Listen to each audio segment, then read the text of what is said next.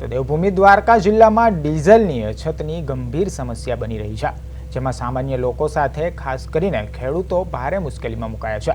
ડીઝલના ભાવમાં વધારો થવાની અફવાઓ ફેલાતા જ લોકો મોટી સંખ્યામાં પેટ્રોલ પંપ પર ઉમટી પડ્યા હતા, જેના કારણે અનેક પંપ પર સ્ટોક ઝડપથી ખાલી થઈ ગયો હતો। હાલ પરિસ્થિતિ એવી છે કે જિલ્લામાં ઘણા પંપ પર ડીઝલ ઉપલબ્ધ નથી અને લોકોને એક પંપથી બીજા પંપ સુધી ભટકવું પડી રહ્યું છે। ખાસ કરીને ચોમાસું નજીક હોવાના કારણે ખેડૂતો માટે આ સમય અત્યંત મહત્વનો છે, કારણ કે ખેતીકામ માટે ટ્રેક્ટર સહિતના સાધનોમાં ડીઝલ અનિવાર્ય છે। ડીઝલના અભાવે ખેતીના કામમાં વિક્ષેપ ઊભો થઈ રહ્યો છે અને ખેડૂતો સમયસર વાવણી માટે તૈયારીઓ કરી શકતા નથી।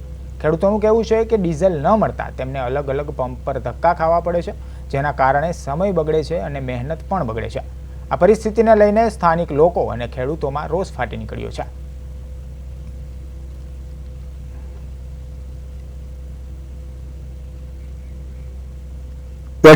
પેટ્રોલિયમ ખંભાળિયા પોરબંદર હાઈવે નજીક કામ કરું છું। છેલ્લા ઘણા સમયથી એવી અફવા ફેલાવે છે કે ડીઝલનો ને પેટ્રોલનો ભાવમાં વધારો થવાનો છે, એટલે લોકો બધા તેના જરૂરિયાત કરતા બેરલો અને ડબલા લઈને આ જથ્થો એકઠો કરે છે।